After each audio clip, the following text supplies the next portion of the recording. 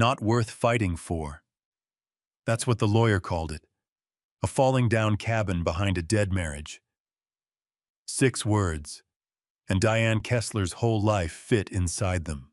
26 years of marriage, and this was the only thing left with her name on it. She drove up alone with $268 and a truck that barely made the last mile. Then she heard it. An iron bell at the footbridge, ringing clear in the wind. The cold already biting through her jacket, wet cedar thick in the air behind it. It rang cleaner than anything else on that mountain had a right to be. Someone had been ringing that same bell every night for 45 years, and in 3 days, she'd find out it was never meant for her. The lawyer's office smelled like burnt coffee and fresh carpet glue, the kind of smell that settles into rooms built for taking things from people without raising a voice. Diane Kessler sat in a chair too soft for the occasion, her hands folded in her lap the way her mother had taught her to sit in church. Roy hadn't come. He'd sent a young man instead, maybe 30, a haircut that cost more than her whole outfit, a leather folder with color-coded tabs. He checked his phone twice before the meeting started, then set it face down like that made it polite. "Mr. Kessler sends his regards," the young man said, not quite looking up. "He had a closing this morning. Couldn't reschedule." Diane didn't answer. There wasn't anything to say to a man who wasn't in the room. The attorney slid a stapled packet across the table and ran his finger down a column of assets the way a waiter points out specials. The house on Birchwood, the brokerage account, the truck Roy actually drove. All of it stayed with Mr. Kessler under Montana's equitable distribution rules, since most of it sat under his LLC anyway. Diane signed where the yellow tabs told her to. 6 inches of pen strokes for 26 years. Near the bottom of the schedule, almost an afterthought, the attorney's finger stopped on one line. A parcel. Larkspur Creek. Structure valued at 0. Land assessed at $340. "This one's yours," he said. "County's got the cabin worthless on paper. My client didn't see much point fighting over dirt." Then, almost like he felt he owed her something for the way that sounded, he added, "Honestly, in this state they could have fought you for it anyway. Montana lets a judge divide inherited property too, not just what you built together. Your father's place was fair game the second you filed. Guess nobody thought it was worth the trouble." Nobody thought it was worth the trouble. That had been the whole of her marriage, said out loud by a stranger who didn't know he'd said it. 26 years folded down into a stapled packet she could have mailed for the price of a stamp.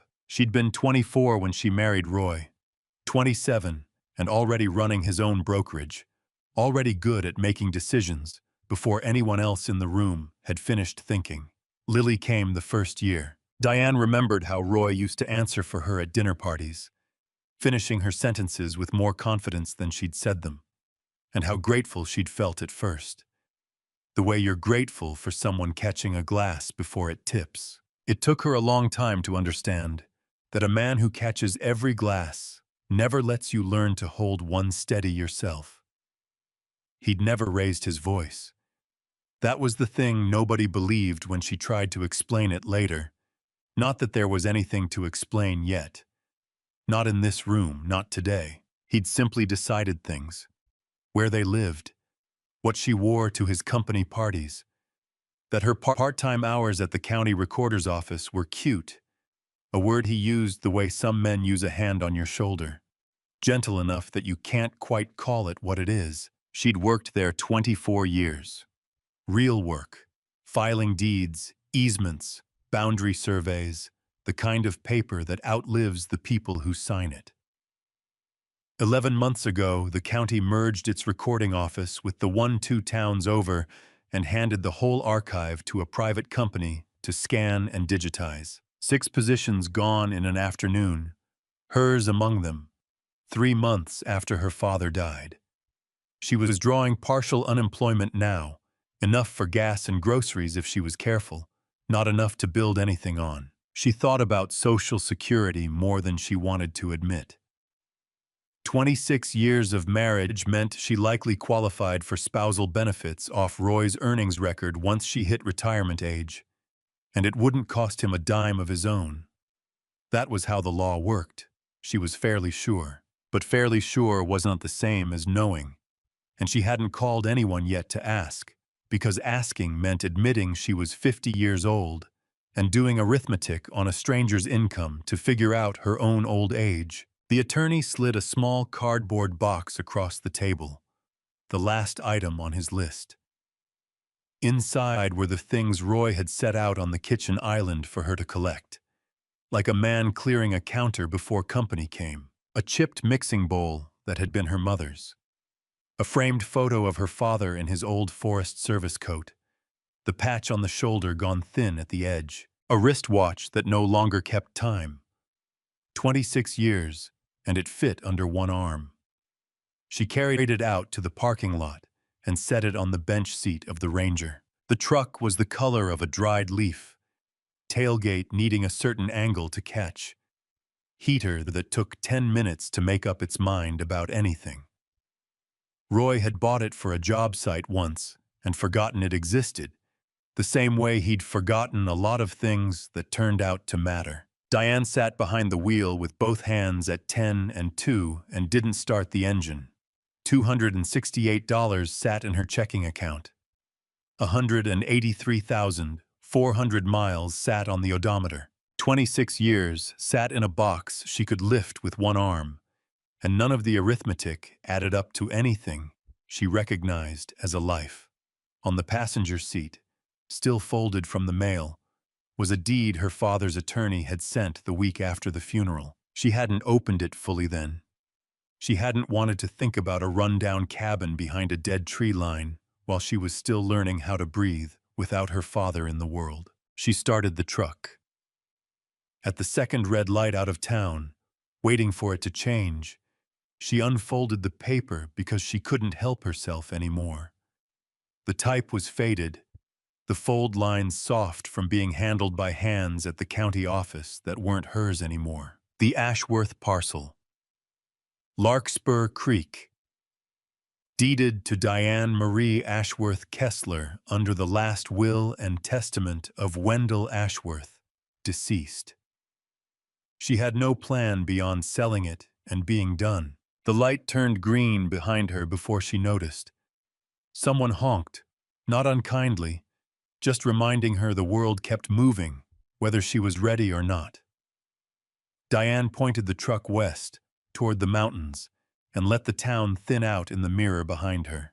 The blacktop gave out about 5 miles from the base of the mountain, breaking into gravel and then into something that was really just a memory of a road. Her phone signal had quit even before that, the bars dropping one at a time like a countdown nobody asked for. 4 hours out from town, and the last hour of it climbed through lodgepole pine so thick the afternoon light came down in coins instead of sheets. She crossed a cattle guard, then a second one, and the truck's heater finally settled on warm right as she didn't need it anymore. The road bent hard around a shoulder of gray rock, and there it was, Larkspur Creek, running fast and shallow over stones the color of rust, and on the far bank, the cabin her father had left her. A footbridge crossed the water first. Old planks, gray and split at the edges, a couple of boards sagging enough that she'd have to mind her step. At the near end of it, hanging from a crossbeam someone had set into the ground decades ago, was an iron bell about the size of a coffee can, rope worn soft where hands had pulled it. Diane stopped the truck and just looked at it a minute. Everything else on this land had given up in one way or another. The porch rail leaned like it was tired of standing.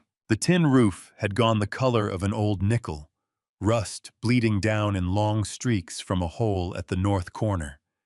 But that bell had no rust on it at all, not a fleck. In a place where the wood was rotting and the paint had given up, and even the fence posts had gone soft at the base. One small piece of iron looked like somebody had been polishing it every week of its life. She got out and crossed the bridge slow, testing each board with her boot before she trusted it with her weight. The creek ran loud enough to fill the whole clearing, water over rock, steady and unbothered, the kind of sound that doesn't care what year it is or who's listening. She reached out and touched the bell without ringing it, just laid 2 fingers against the cold iron, curious, the way you touch something in a museum you're not supposed to touch. Then she let her hand drop and kept walking toward the cabin.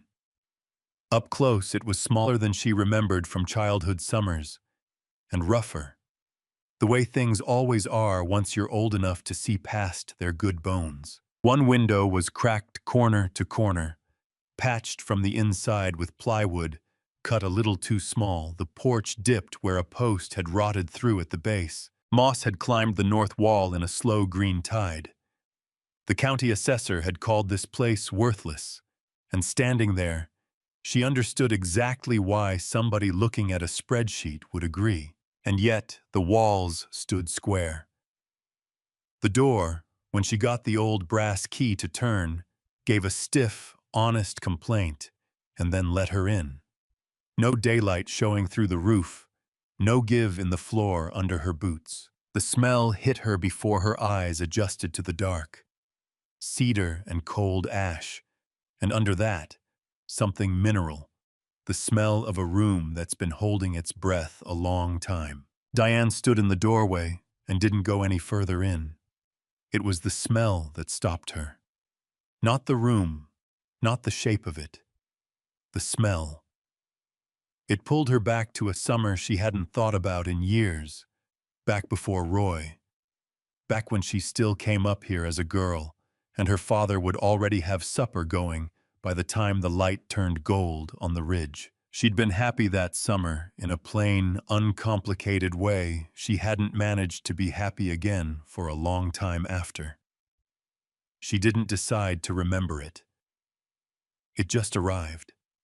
The way smell does, faster than thinking, faster than any decision to let it in. She stood there long enough that the cold air from outside caught up with her, curling in around her ankles through the open door.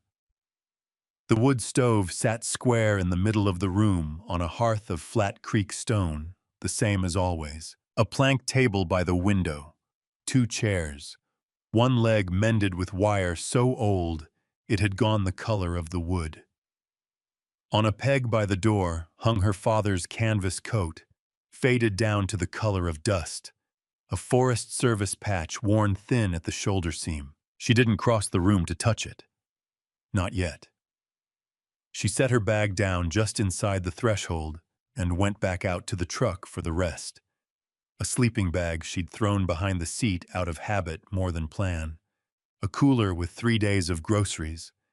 The small cardboard box from the lawyer's office that she still hadn't decided where to put. On her second trip across the bridge, the wind came up off the creek and pushed the bell rope just enough to make it swing. It didn't ring. Not quite. Just a low tick of metal against metal, barely a sound at all. But Diane stopped in the middle of the bridge and looked back at it anyway. The way you look at someone who's said your name in a room full of strangers, before you're even sure you heard it right. Diane didn't ring it. She let the wind have that one and kept walking to the cabin, cooler in one hand, the ache in her shoulder telling her exactly how far she'd carried it. Inside, the light was almost gone, so she worked by feel more than sight, kneeling at the stove the way her father had taught her before she was tall enough to see over it. Birch bark first, curled into loose cones. Kindling stacked in a teepee, not too tight, room enough for the draft to breathe. She struck 3 matches before one caught, and even then the fire sulked a long while before it decided to take. The way fires do when a room's gone cold enough for long enough. She sat back on her heels and watched it work, hands out to the first thin heat, and something in her chest loosened a half inch that had been tight since the lawyer's office. Water was next. There was a spring line down past the tree line, a pipe her father had driven into the hillside decades back, and she found the path more by memory than by sight, boots crunching frost-stiff grass in the dark. She filled the 2 buckets at the stone basin, cold enough to sting her knuckles, and on the walk back, crossing the bridge, her free hand found the bell rope without her telling it to. She rang it. Once clean, into the dark. She stood there a second after, buckets hanging heavy from her arms, and had no answer for why she'd done it. It wasn't a decision. It was more like her hand had been waiting all day for permission, and finally just took it. She told herself it didn't mean anything, and carried the water inside. She slept hard that night, harder than she'd slept in months. Her body finally allowed to stop upholding itself so carefully after 5 months of bracing for whatever came next. She woke before full light to the sound of gravel under tires, slow, easing to a stop on the far side of the creek. By the time she got the door open, an old blue Buick sat parked at the bridgehead, and a woman was already halfway across, moving careful over the bad boards, with a foil-wrapped loaf balanced in one hand. "You'd be Wendell's girl," the woman said, not quite a question. "I'm Opal Ferris. I'm about 2 miles down, past the second cattle guard." She held up the bread like proof of something. "Saw smoke coming up out of this chimney last night, and about fell over. Hasn't had smoke in it in 14 months. Diane made coffee because it seemed like the thing to do, and they sat at the plank table with the bread between them, untouched. Opal was 70-some, broad through the shoulders in the way of a woman who'd spent a life lifting things other people couldn't, hands rough and quick, eyes that moved over the room like she was checking it against a version of it she still carried somewhere in her head. "I used to help out up here," Opal said, when Diane finally asked how she'd known her father. "Nurse's aide, back when the county didn't have much else. Your daddy'd get folks up here now and again needed looking at, and he never once called the clinic first, called me instead." She turned her cup a quarter turn on the table, not drinking from it. I never asked him why. Some things you learn not to ask a man like that." "Looking at?" Diane said. "Looking at for what?" Opal's hands went still around the cup. Not shaking, just still. The particular stillness of a person holding a decision. "Your daddy was the only man I ever knew who'd open a door at midnight and never once ask a single question first." She said it plain, no drama in it, the way you'd state a fact about weather. "That's a rare thing, rarer than folks think." Diane waited for more. It didn't come. Opal looked instead like she'd already said more than she'd meant to, and was working out how to put it back. "There's something I need to go find before I say any more of this the right way," Opal said finally, standing, chair scraping soft against the floor. "I'll come back. Give me a few days." Diane walked her to the door, and on the porch, Opal's eyes went past her to the bridge, to the bell hanging quiet at the near end of it. "You rang that last night," Opal said. Not a question either. Diane felt the back of her neck go warm. "I don't know why I did that." "No," Opal said. "I don't expect you do." She looked at the bell a long moment, long enough that it stopped being casual, and something crossed her face that Diane couldn't name. Not sadness, exactly. Closer to the look of someone hearing an old song they didn't expect to hear again. "That bell was never for calling anybody up here, if that's what you're wondering. It works the other way around." "What's the other way around?" But Opal was already moving down the porch steps, careful on the loose one, lifting a hand without turning back. "I'll come see you again soon," she said. "There's things easier shown than told." Diane stood on the porch a long while after the Buick had backed and turned and gone, gravel crunch fading down the road, until the only sound left was the creak and, once faint, the bell shifting a little on its rope in a wind that hadn't been blowing a minute ago. 3 days after Opal's Buick disappeared down the road, Diane decided the stove had to move. It sat crooked against the hearthstones, 3 inches off true, and every time she fed it wood, the smoke curled back into the room instead of up the flue. Her father would have fixed that within a week of noticing it. She'd noticed it the first morning and let it sit for 3 days, the way you let a lot of things sit when you're not sure yet whether you're staying. She found a length of pipe in the lean-to and a flat fence post that would do for leverage, and she worked the stove's edge until the pipe found purchase under the iron lip. It was heavier than it looked. The pipe slid twice before she wedged her boot against the hearthstone for something to brace against. And on the third try, the stove groaned an inch, then two, cast iron scraping over stone with a sound that set her teeth on edge. By the time it sat square, her hands were raw at the base of the fingers, and there was a line of sweat down her back, despite the cold coming through the walls. She swept the bare patch of floor the stove had been hiding, more out of habit than plan, the same way she used to clear a desk before she left it for the day. The broom caught on something. Not a snag, not a splinter, a seam. She knelt and ran her thumb along it, and it was too straight to be anything the floor had done on its own over 60 years of settling and swelling and drying out again. This clean was cut, not aged. She'd spent 24 years reading documents for exactly this kind of thing. The difference between what happens by accident and what happens on purpose. And her hands knew the difference before her mind had finished catching up. She got her pocket knife from her jacket and worked the blade into the seam. The plank came up with a dry, complaining scrape, stubborn at first, then all at once the way stuck things do. Underneath was a cavity cut clean into the joists. Dry, no smell of rot, just the flat mineral smell of a space that had been sealed a long time.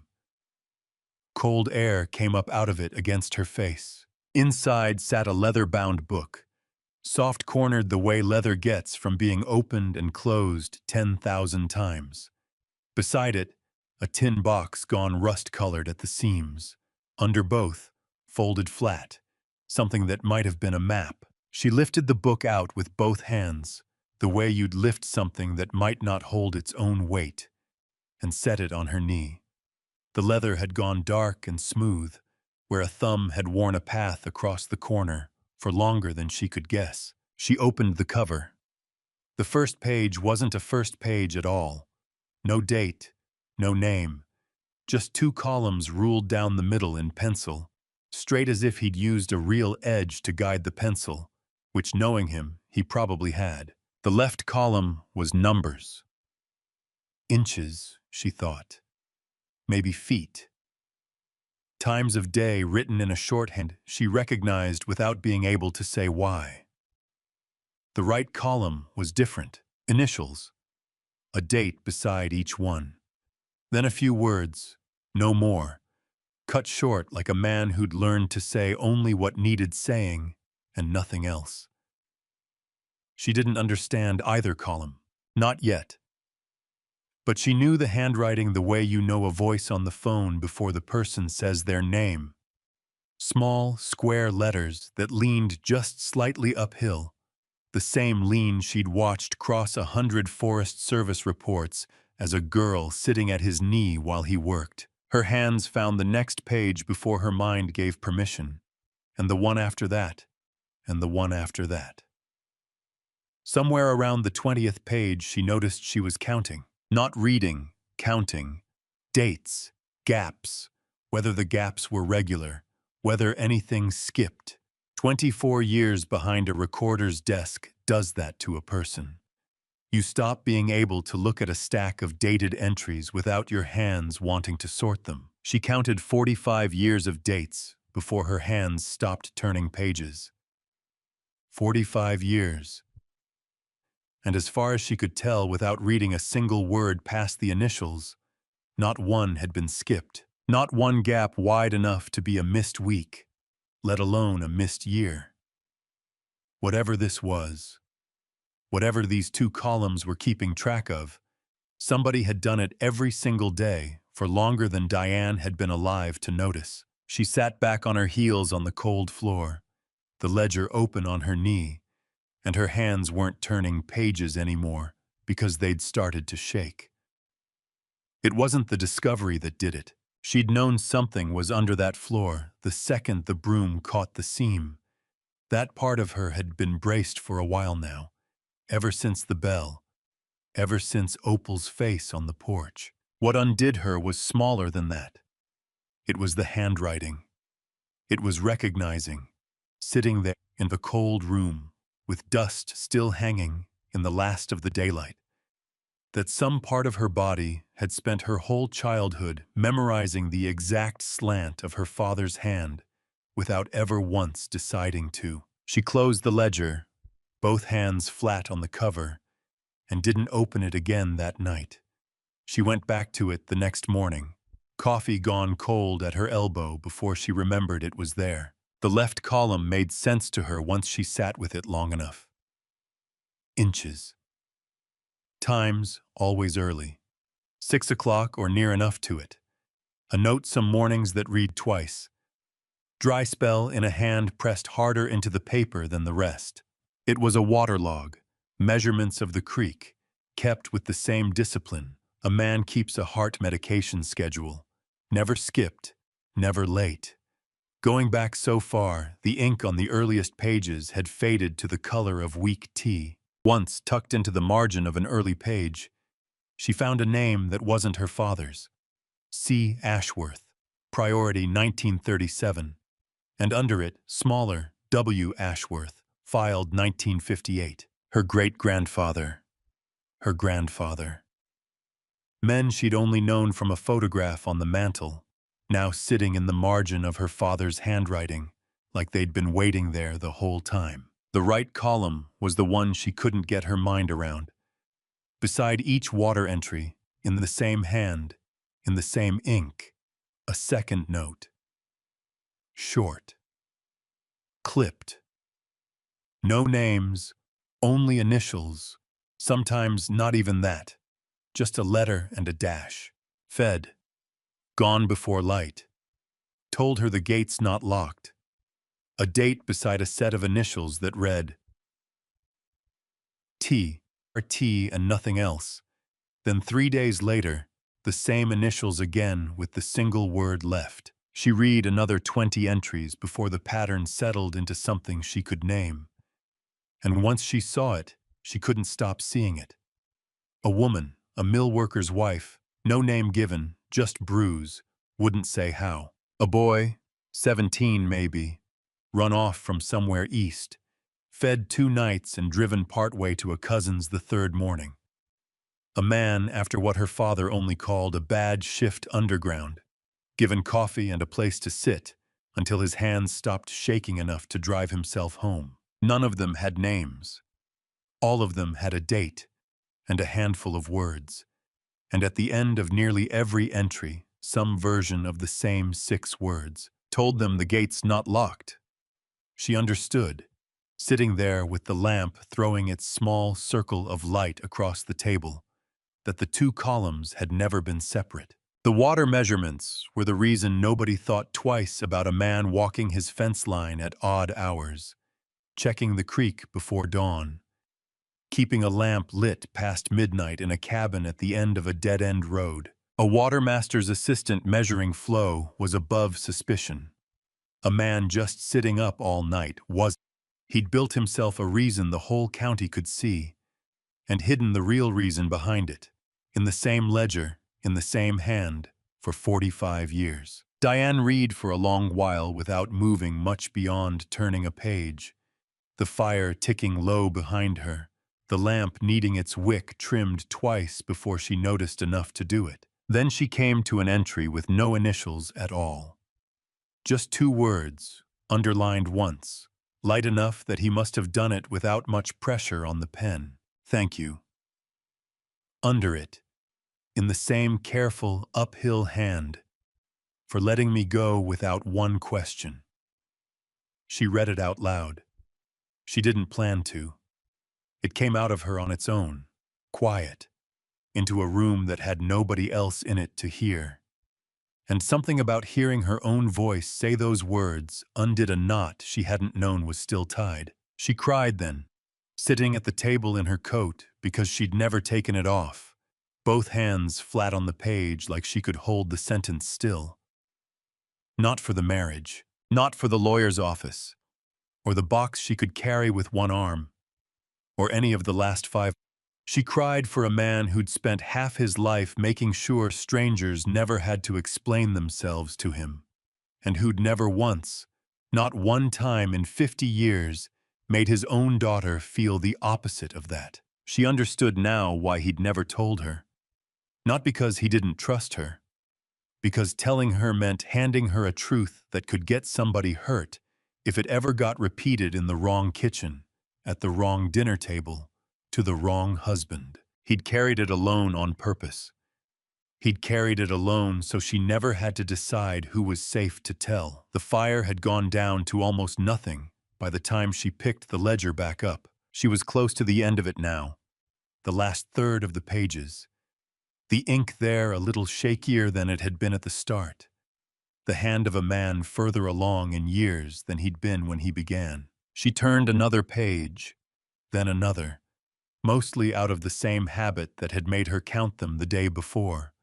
Some old instinct that wanted to see how a record ended, whether it ended clean or ended mid-sentence the way records sometimes do when the person keeping them runs out of time. Near the bottom of a page, dated a little over a year before he died, 2 letters stopped her hand cold. Old L.K. She sat with those 2 letters a long time before she did anything else. L.K. No date attached beyond the year already written above it. No note in the right column at all, which was its own kind of strange, because even the shortest entries in that ledger carried at least a few words: fed, gone before light, something. This one had nothing. Just the initials, sitting alone on the line like her father had started to write more, and then thought better of it. In the morning she drove down to where she still had a signal, 2 bars flickering at the gas station outside Sable Hollow, and called a woman named Patrice who'd worked the next desk over at the recorder's office for 11 of Diane's 24 years there. Patrice still had access. Diane didn't ask what she was looking for exactly, only whether Patrice could run a name search on public filings from around 1979. Anything filed under those initials in the county. Deeds, marriage licenses, even a library card renewal. Anything with a paper trail. Patrice called back that evening. Nothing.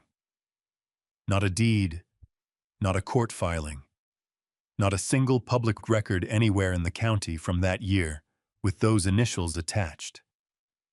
For most people, that would have been the end of it. A dead end. Nothing more to say. For Diane, it was the opposite. 24 years behind that desk taught her that everybody left paper somewhere. A tax bill, a hospital lien, even people who tried hard to stay invisible left some scrap of themselves in a filing cabinet eventually. Nobody left nothing. A gap that clean wasn't an absence. It was a choice made by someone who knew exactly what they were avoiding.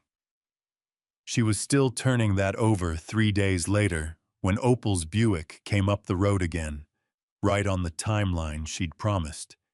Give me a few days. Except this time there was something on the seat beside her that she didn't reach for right away.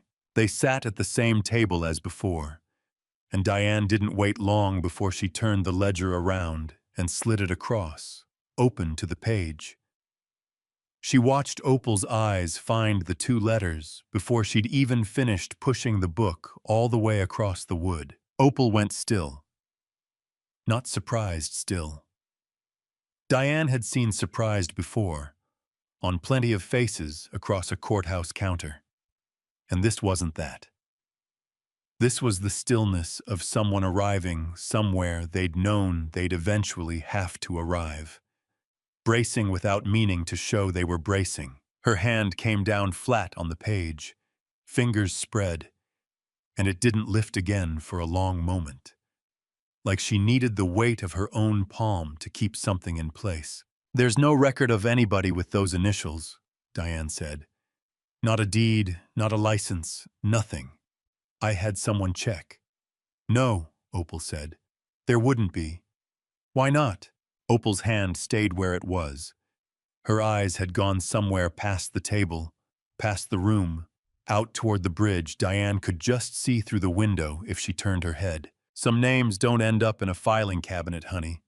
Not because nobody wrote them down." She looked back at Diane then, and there was something careful in it. Something that had already decided how far it was willing to go today and not 1 inch further. "That name doesn't belong to a record. It belongs to a person. And that's not mine to hand you like it's nothing. Opal, I know you found something under that floor that scares you a little," Opal said, gentler now, cutting her off without raising her voice. "I know what it feels like to find out a man you loved was carrying more than he ever let on. But some of what's in that book isn't just your daddy's to tell anymore, even from the grave. Some of it belongs to people who are still walking around, still building whatever life they managed to build out of what he gave them. You go handing that out before you understand the shape of it. You could hurt somebody who never asked to be found." Diane looked at the bag on the passenger seat of the Buick, visible through the open door, and Opal followed her eyes and then deliberately didn't say anything about it. "You brought something with you," Diane said. "I did."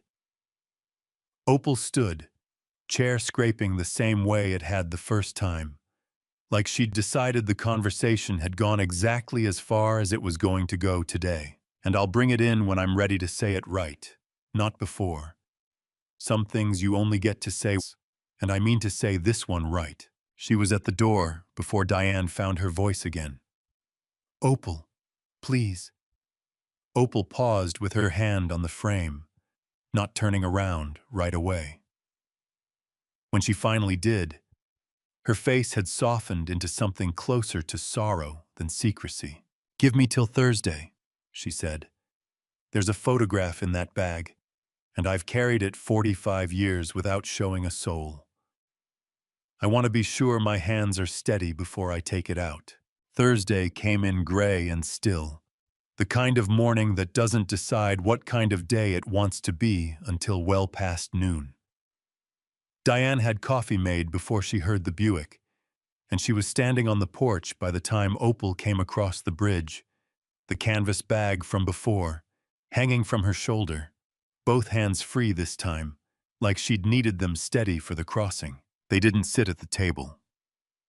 Opal set the bag on it, unzipped it slow, and drew out an envelope gone soft at the corners, folded and unfolded by the same hands more times than anyone could count. "I've had this 45 years, Opal said. "Never showed it to a living soul."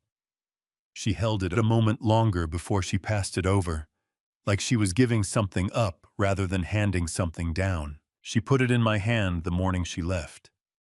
Told me to keep it somewhere safe.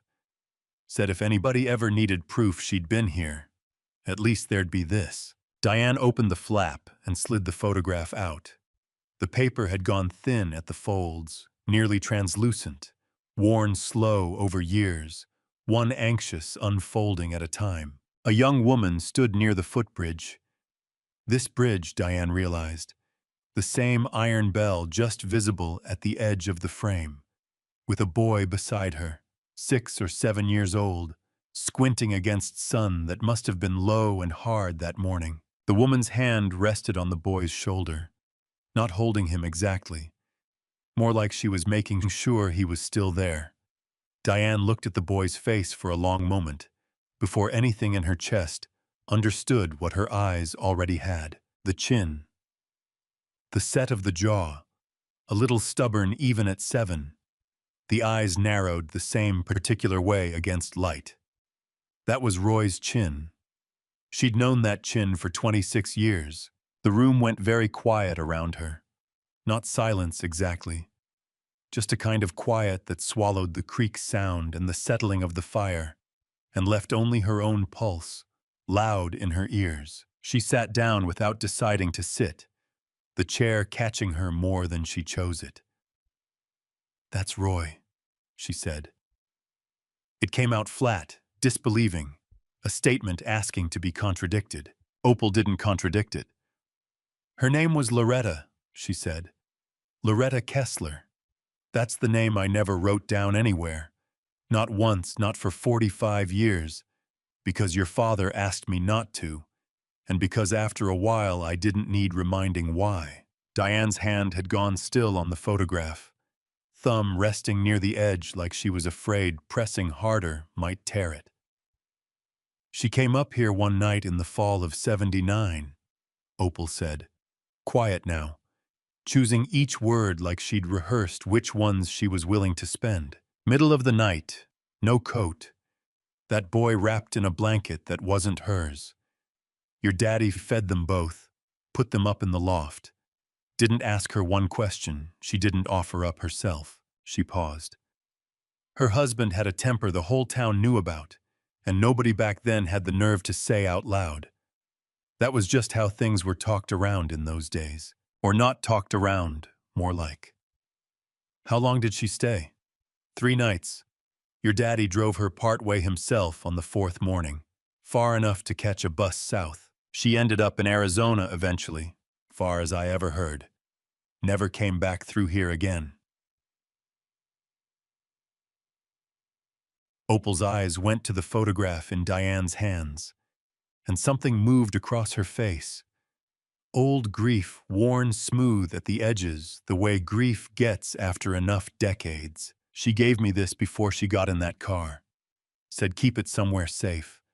Said maybe it'd matter that she'd been a person once, in a specific place on a specific morning, and not just something that happened to a family and then didn't.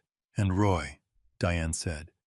She never called him, never wrote. I always understood it as shame more than anything else. Shame for going. Shame for what she left him standing in the middle of. Shame maybe for not finding a way to take him with her that night." Opal shook her head slow. "I don't know all of what was in her, honey. I only know what she looked like getting in that car, and I know it wasn't a woman walking away easy." Diane sat with the photograph a long while, the boy's stubborn 7-year-old chin looking back at her from a morning 45 years gone, and thought of every conversation across 26 years of marriage where Roy had said it plain and hard, like a fact filed and closed. "My mother left without a word, without a reason, and never once looked back." He'd built a whole life on top of that sentence. She could see it now, all at once. The way you see a whole building's worth of cracks the moment somebody points out the first one. "He doesn't know any of this," she said. Not really a question. "I don't imagine he does." Opal's hand came to rest on the table, not on the photograph, just near it. The way you'd rest a hand near someone you weren't sure yet you had the right to comfort. "I don't imagine anybody who knew ever thought it was theirs to tell him." Diane looked down at the photograph again. The bell was there in the corner of the frame, small and clear even in a picture 45 years old, hanging exactly where it hung now, exactly where she'd rung it herself without knowing why on her very first night on this mountain. The SUV came up wrong on the bridge, tires wider than the planks were built for, one wheel riding the edge close enough that Diane heard the wood groan under it from the porch. She was already standing by the time it stopped in the clearing, some part of her having known. The way you know weather changing before the sky commits to it. Roy got out slow, in the kind of jacket that cost more than her whole week's grocery budget, and looked at the cabin the way a man looks at a property he's already decided is beneath him and above him at the same time. "Didn't figure you for the roughing it type," he said, coming up the steps without being asked. He put a hand on the porch rail like he was testing it, or like he already owned it. Hard to say which with Roy. It had always been hard to say which. "What do you want, Roy?" Can't a man check on his ex-wife? He smiled at that, the smile that used to work on her for 26 years and didn't work anymore, though she couldn't have said exactly when it stopped. He looked out past her toward the creek, toward the bridge, and something in his face sharpened just slightly. Some calculation she recognized from 1,000 kitchen table conversations about other people's money. Heard some interesting things about this place, actually. Funny how a piece of dirt worth nothing on a tax form turns out to be worth something real once the right people start asking around. What people? Whitmore Peak's expanding their snowmaking system. Whole Valley's been quietly buying up senior water rights for 2 seasons now. Anybody with priority dating back far enough. Guy I know in commercial says your grandfather's claim. He paused, correcting himself with a small, satisfied tilt of the head. Your great-grandfather's claim, going back to 37. That's about as senior as it gets on this creek. Makes this whole parcel worth a number with a 6 in front of it. Diane didn't answer right away. She held her coffee with both hands and let the silence sit there, the way her father used to let silence sit. The way she was only now understanding had been a kind of strength and not just a habit. They already made an offer, Roy said, when she didn't fill the quiet for him. 186,000 is what I heard. For the water rights alone. Land and cabin they'd probably just fold into the deal for a token amount. Honestly, they don't want the buildings. They want the flow off that creek. He said it easy, like he was reciting a stock price, like the number wasn't sitting on top of a floorboard he'd never known existed, a ledger he'd never known existed, a name he'd never known existed. That's not your business anymore, Roy. See? That's where I'd push back a little. He crossed his arms, and his voice didn't rise. It never rose. That was the thing about Roy that had taken her 2 decades to learn to name. He could dismantle a person at a perfectly reasonable volume. Equitable distribution in this state doesn't just cover what we built together. Montana lets a court look at inherited property too, if it comes to that. My attorney tells me if there's a case that the value of an asset wasn't accurately represented at the time of settlement, that's grounds to reopen the division. He shrugged. A small, contained motion. A man explaining weather. I'm not trying to be difficult. I'm just being realistic, like I've always been. Like you've always been, she repeated, and something under the words came out flatter than she meant it to. Flat enough that Roy almost caught it, his eyes narrowing half a degree before he let it go. She thought about the strip mall he'd refinanced 2 years back. 3 storefronts standing half empty on the edge of town since the hardware chain moved in off the interstate. The loan he'd taken against it when rates were still low, and the balloon payment that had come due right around the time the divorce filing did. She didn't say any of that out loud. She'd learned it secondhand, the way you learn things about a man you were married to for 26 years, even after the marriage is over, through a mutual friend, an offhand comment at the grocery store. The particular tightness in Roy's voice whenever money came up, now that hadn't used to be there. You'll be hearing from my attorney, Roy said. I wanted to give you the chance to hear it from me first. Seemed decent. Decent, Diane said. I mean it as decent.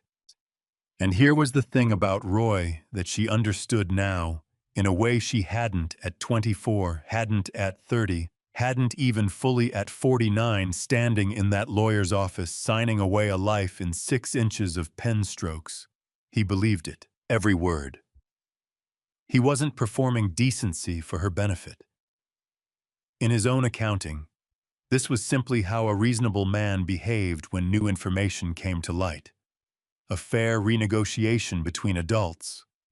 Nothing personal in it at all. He'd built his whole business on exactly this instinct, the ability to walk back into any deal once the numbers changed and call it nothing personal. It had made him good at his job. It had made him, for 26 years, almost impossible to argue with, because there was never any anger in him to push against. Only math. He looked out at the cabin again, at the sagging porch post, at the tin roof gone the color of an old nickel. Dirt like this, you were never going to do anything with it anyway, he said. Might as well let it be worth something to somebody. Diane didn't answer that one either. She could have.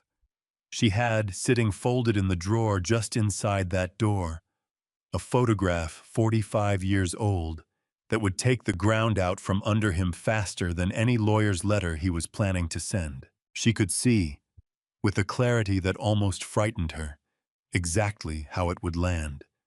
The particular shape his face would make, the exact moment the smugness would drain out of it. Some small, tired part of her wanted that moment badly enough to taste it.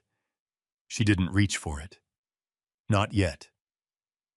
Not like this, standing on a porch with her coffee going cold, handed over as a weapon in an argument about money, when what was folded in that drawer deserved better than being spent as leverage. You should head back before it gets dark on that road, she said instead.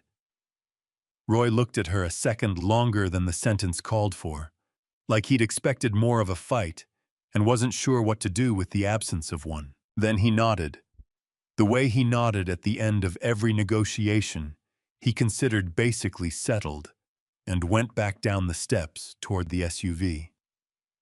She watched him cross the bridge, tires finding the same groaning board they'd found on the way in, and she stood there a long time after the sound of his engine had faded down the mountain, the coffee cold in her hands, the drawer just inside the door holding a truth she wasn't ready yet to spend. She waited 4 days, long enough to be sure she wasn't doing it out of spite, and then she drove into town and found Roy at the office he kept above the hardware store, the one with his name stenciled gold on frosted glass.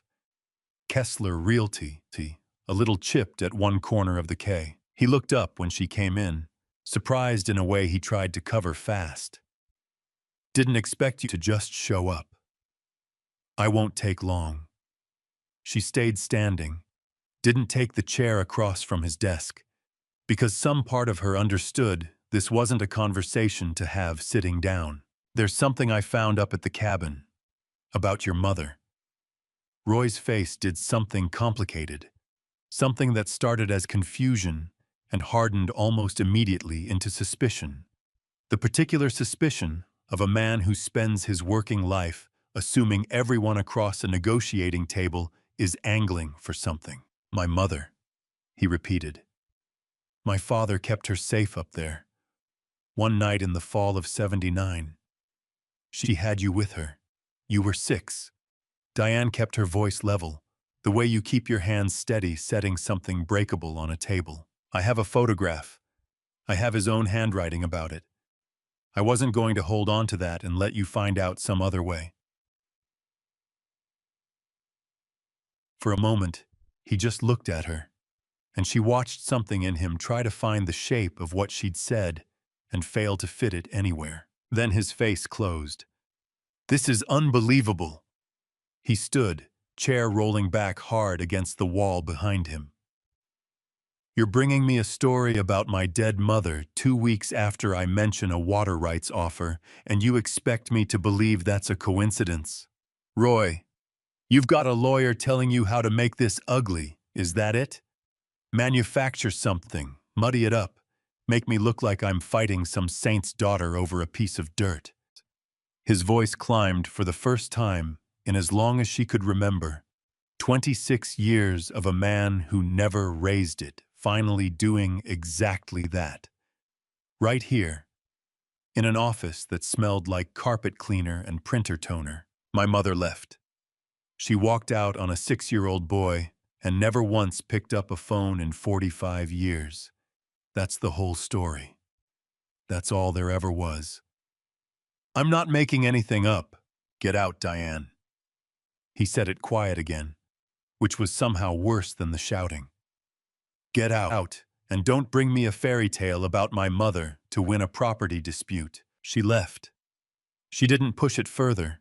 Because pushing a man like Roy when he'd already decided what was true had never once, in 26 years, moved him an inch. And she understood, standing in the stairwell outside his office with her hand on the cold rail, that she'd done the only thing that had ever been hers to do. She'd told him. What he did with it now belonged to him. That night, alone in the house he'd kept after the divorce, Roy sat at his kitchen table long after the dishes were done, and Lily had gone up to her old room to sleep, and he opened a drawer he almost never opened. Underneath a stack of expired warranties and a spare house key nobody used anymore was a small photograph, corners gone soft. A woman with dark hair holding a boy's hand outside a house that didn't exist anymore. He'd told people his whole life she left without a word. It was the version that let him stand up straight. It was easier to be a boy abandoned for no reason than a boy whose father had a temper the neighbors talked about in low voices and never to his face. He'd built himself around the clean version for 45 years. The way you build a house around a load-bearing wall you never look at too closely. And some part of him, some part he'd never once said out loud to another living soul, had always known the wall wasn't quite plumb. He sat with the photograph a long time. He didn't cry, not exactly. He just sat, the way a man sits when something he's held shut. His whole life has come open, a crack. He can't quite get closed again, and he didn't say anything to anyone, not even to himself. Lily found out from her father first, which was its own kind of complicated. He told her the following weekend, framing it as a warning. Your mother's trying to pull something. And Lily, 25 and loyal, in the particular fierce way of a daughter who'd spent her whole childhood being the one who kept the peace between two people who never fought where she could see it, drove straight up the mountain to confront her mother about it. Dad said you're telling people Grandma Loretta was some kind of, what, a victim? That Grandpa Ashworth hid her up here? Lily stood on the porch, arms crossed, not coming inside. You don't even know if that's true. You found some initials in an old book and decided it meant whatever you needed it to mean. I have a photograph, Lily. Opal Ferris held on to it for 45 years. Convenient, Lily said, and the word landed harder than she probably meant it to. Real convenient. That right when Dad finds out this land's worth something, you suddenly find proof his whole life is a lie. I'm not doing this to win anything. Aren't you? Lily's voice cracked on it, not from anger exactly, more from the strain of trying to hold two people she loved on opposite sides of something she hadn't asked to be part of. Art. You were never even going to do anything with this place. You said so yourself, back when it first came up in the settlement. And now all of a sudden, it's the most important thing in the world. Diane stood on her own porch, in front of her own daughter, and heard her father's cabin, her father's ledger, her father's whole quiet life get reduced to the word convenient, and understood there was nothing she could say in that moment that Lily was ready to hear. I love you, she said instead. That hasn't changed, no matter what you believe about any of this. Lily didn't answer. She got back in her car, and Diane watched her cross the bridge too fast, tires finding every loose board, and didn't try to stop her. Dorothy Fenimore's office sat above a defunct feed store in Kalispell. One room, a window unit that rattled more than it cooled, and shelves of water law binders going back further than Diane had been alive. She was 71, silver hair cut, close and practical, and she read the ledger for nearly a full minute without saying a word, glasses pushed up, then down, then up again as she moved between pages.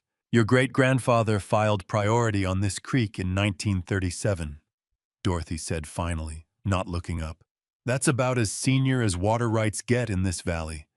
Older than most of the ranches downstream. Older, probably, than Whitmore Peak's whole existence. She tapped the ledger's left column with one finger. But a priority date only protects you if you can prove continuous beneficial use. Let it lapse, even on paper, even by accident, and a court can call it abandoned. That's the whole fight right there. Not who owns it, whether anybody's still using it. There's 45 years of measurements in that book, Diane said. Every morning. He didn't miss a day, not even the drought years. Dorothy's eyebrows went up, the closest Diane had seen her come to visible surprise. 45 years, unbroken, dated and specific. She sat back. Mrs. Kessler, I lost a case 11 years ago to a resort outfit, not unlike the ones sniffing around your creek now. My clients had the older right. What they didn't have was proof of continuous use going back more than about 6 years. The judge called it abandoned, and that was that. She looked at the ledger again, something almost tender in it. This is the proof I didn't have. I'll take this case for cost only. I've been waiting a long time for a file like this one to walk through my door. They spent 2 afternoons after that with Dale Whitcomb, the county's retired sheriff, and Diane kept turning the same question over the whole time.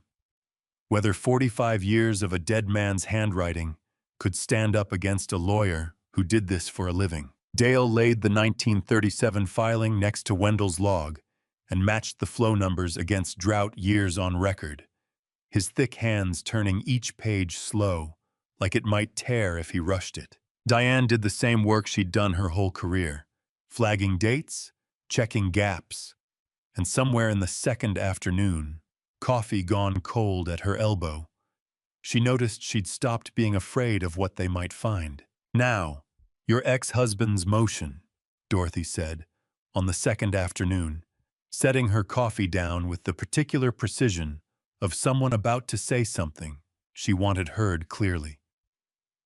I want you to understand something about it, because I don't think anybody's told you plainly. Rule 60B requires fraud or newly discovered evidence, and from what you've described, neither one of you knew this creek was worth anything at the time of your settlement. That's not fraud. That's 2 people who didn't know what they didn't know. His filing is weak, Diane. I'd bet money a judge tosses it inside 20 minutes of a hearing. Then why would he file it at all? Because weak doesn't mean free. Dorothy's voice softened, not with pity exactly, more with the particular weariness of someone who'd watched this exact maneuver work on other people for 40 years. Filing costs him a few thousand in attorney fees. Fighting it costs you the same, plus months of not knowing, plus every ounce of peace you've managed to find up on that mountain. Some men don't file to win. They file so you'll get tired of paying to be right. She held Diane's eyes. That's the fight in front of you, not whether you'll lose the water, whether you can afford to stay steady long enough for the law to catch up to what's already true. Diane thought about the $268, long since spent on gas and groceries and propane, about the part-time hours she'd picked up stocking shelves at the hardware store in Sable Hollow 3 mornings a week, about how thin the space was between steady and not. I can afford steady, she said, and wasn't entirely sure it was true, but said it anyway, because some things you have to say before you can make them so. 40 miles away, on a morning she told no one about, Lily drove her own car up the gravel road past the second cattle guard and knocked on Opal Ferris's door. She hadn't planned it. Not really. Not in any way she could have explained to her father. She'd woken up that morning with her mother's face on the porch, still sitting in her chest. The particular stillness of a woman who wasn't lying. And she'd needed, more than she needed to be right, to know for certain one way or the other. Opal didn't seem surprised to see her. She made coffee the same way she had for Diane, and set the photograph on the kitchen table without being asked twice, and told it plain. The way she'd learned to tell hard things over 74 years of a life that had handed her plenty of them. No drama in it, no embellishment. Just what she knew and nothing she didn't. Your grandmother came up that mountain in the middle of the night, with you wrapped in a blanket that wasn't yours, Opal said. Your great-grandfather never asked her a question she didn't offer up herself. That was the whole of him.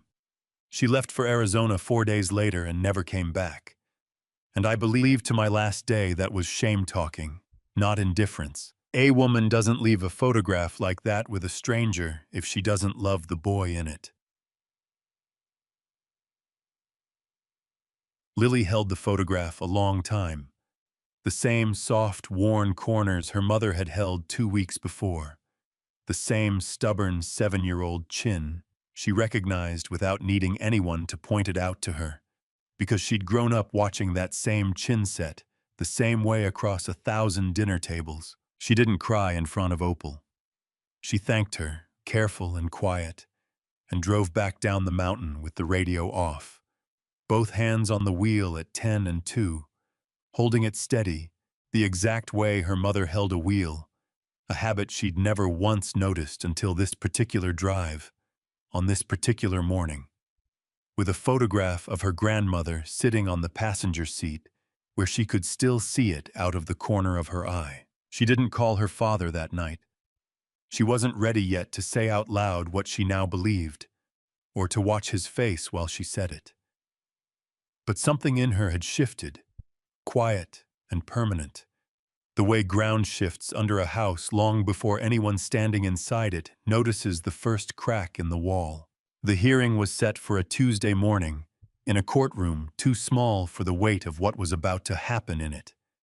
County courthouse, wood paneling gone dull with age, a court reporter at her small table off to the side, fingers resting on the keys, the way a pianist rests before the first note. Judge Pruitt, gray-haired, unhurried, the kind of man who'd clearly sat through 1,000 property disputes and expected this to be another one. It wasn't a settlement conference. Dorothy had been plain about that from the start. This was an evidentiary hearing, called because Roy's attorney had pushed for one, arguing there were disputed facts a judge needed to hear directly, rather than decide from paper alone. Everything said here went into an open record.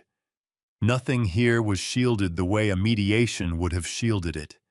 Dorothy had explained that twice, slow and clear, the way you explain something to someone who needs to understand exactly what they're walking into. Roy sat at the opposing table in a suit that fit him too well for a Tuesday morning, his attorney beside him, a younger man with the same practiced smoothness the one who'd handled the divorce had carried. Diane sat with Dorothy, hands folded in her lap, and didn't look at Roy until the judge told them to begin.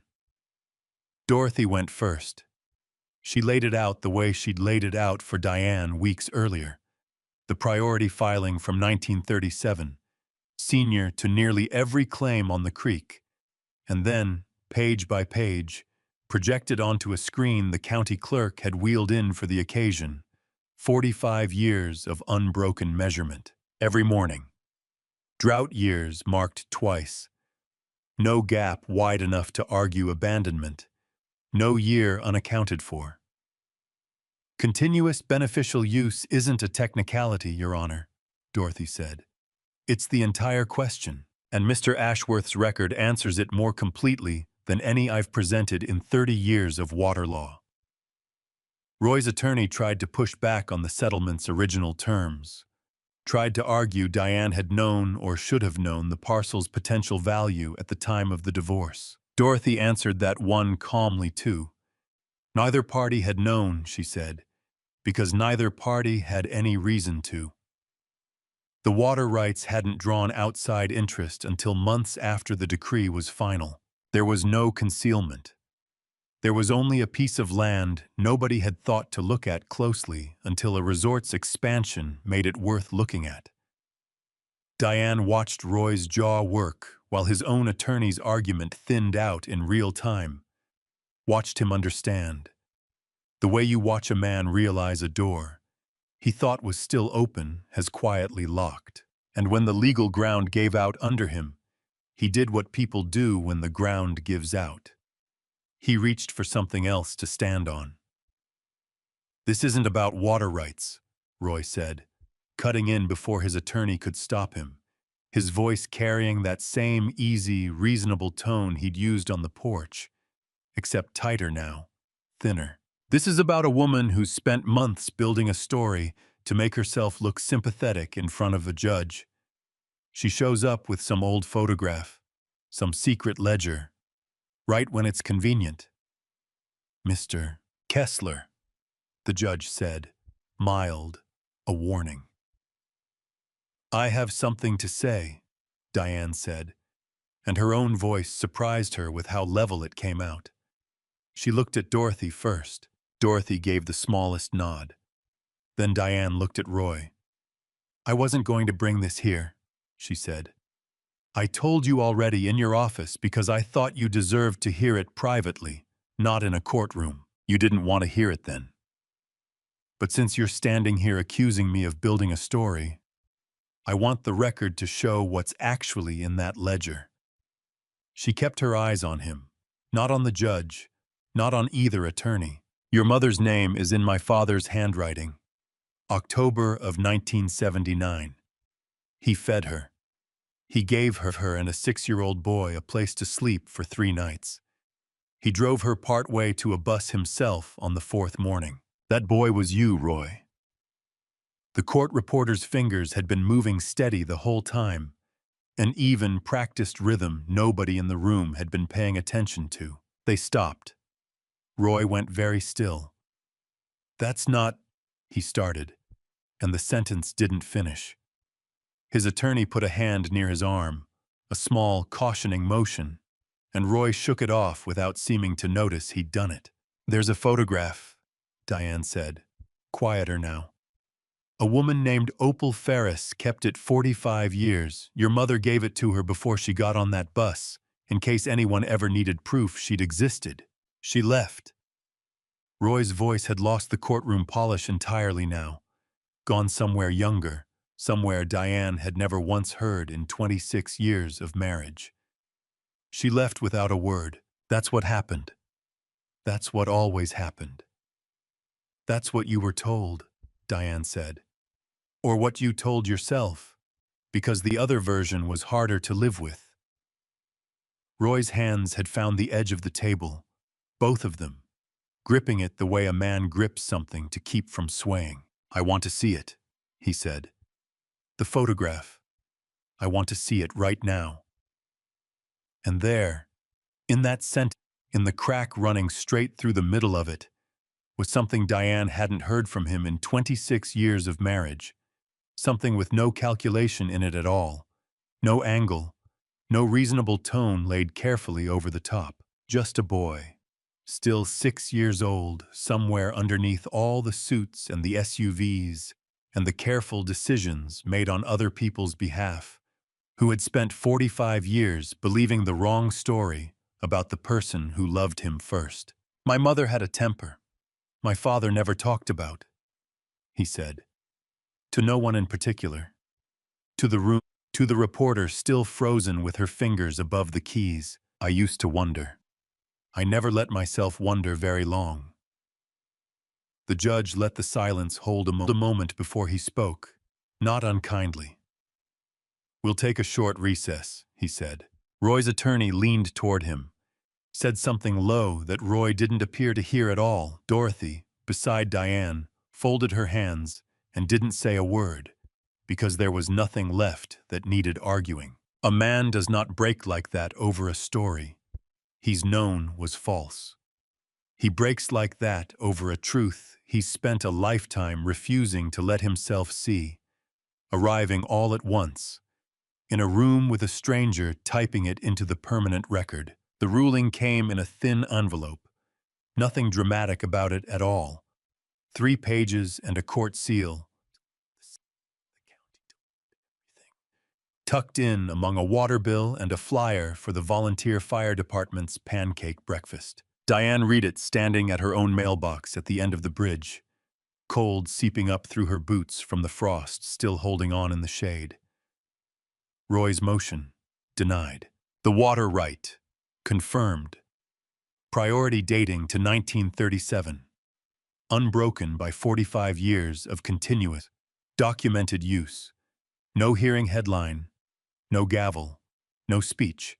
Just a judge's signature and a case number.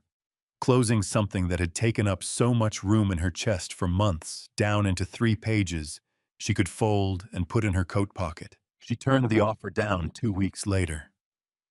Whitmore Peake's attorney called twice more after that, each time a little higher, the last offer landing well past $200,000 for rights her great-grandfather had filed on a Tuesday in 1937 without, she imagined, any notion of what it would someday be worth. She said no both times. Plain, no explanation owed to a man on the other end of a phone line who'd never once stood at that bridge and heard what she'd heard standing there. She and Dale spent a Saturday rehanging the porch post that had rotted through, and another rebuilding the worst 2 boards on the bridge. And on a clear afternoon in early autumn, she took the bell down off its beam for the first time in longer than she could guess, cleaned 45 years of dust and spider silk out of its throat, and hung it back up straighter than it had probably hung in a decade. Lily started coming up most weekends by then. Not asked, just arriving, the way a habit starts before anyone's decided to call it one. She helped her mother stitch the spine of a new ledger they'd bought at the stationer's in Kalispell. Plain leather, nothing fancy, and the 2 of them worked out together how the columns should run. Water on the left, the way it always had, and on the right, this time, whatever needed keeping. Roy sent a letter in October, 3 sentences, stiffer than anything he'd have said out loud. He asked if he could see what was written about his mother. No rush, whenever it was convenient. Diane wrote back that yes, of course, she'd bring the ledger next time Lily came through, and she meant it. She didn't call him that same week to arrange it. Some things you let sit a while before you pick them back up. And she was still learning, at 50, that not every door needed to swing open the instant somebody knocked. She made one more call that fall to the Social Security office in Missoula and asked the question she'd been carrying since the lawyer's office 11 months before. 26 years of marriage qualified her for spousal benefits off Roy's record once she reached retirement age, the woman on the phone confirmed, and it wouldn't cost him a cent of his own. Diane hung up and sat a long moment in the quiet kitchen, surprised by how much lighter one small, practical answer could make a person feel. It rained hard on an evening in late November, the kind of rain that comes sideways off the ridge and turns the creek loud and brown by dark. Diane was banking the stove for the night when she heard it. Not wind, exactly. Something with more intention in it. Metal finding metal at the far end of the bridge. She came out onto the porch and saw her there through the rain, a young woman in a jacket soaked clear through, a small child held tight against her shoulder. Both of them stopped dead at the near end of the footbridge like the last few feet were the hardest part of whatever road had brought them here. The woman didn't cross. She stood with one hand near the bell rope, not pulling it, like she wasn't sure yet she had the right to. Diane stepped down off the porch into the rain. "Come on," she said. "Bridge holds fine. There's a fire going, and there's food." The woman didn't move at first, and Diane understood that stillness had stood in it herself less than a year ago in a lawyer's parking lot, with nowhere in the world left to go. So she waited, patient, the rain running cold down the back of her collar, until the woman finally started across, boards groaning soft under 2 sets of feet instead of 1. "Why?" the woman asked, when she reached the near side, voice thin, braced for a different answer than the one she was about to get. Diane thought of a ledger under a kitchen floor, of a lamp that was really a bell, of 45 years of a man who never once needed a reason handed to him before he opened a door. "My father used to say the gate's not locked," she said. and heard for the first time her own voice carrying words that had waited a long time for someone to say them out loud in her own mouth instead of his. Come inside. Nobody's going to ask you anything you don't want to answer. She held the door open, and behind her the fire threw its light out across the wet porch boards, and the bell, still swinging faint from the woman's hand near the rope, rang once more into the dark. Have you ever found out something about a parent, or a person you thought you knew completely, that changed how you understood your whole life? Tell us in the comments, and let us know where in the world you're watching from tonight. This story is a work of fiction. Any resemblance to real persons, living or deceased, or to actual events, is purely coincidental.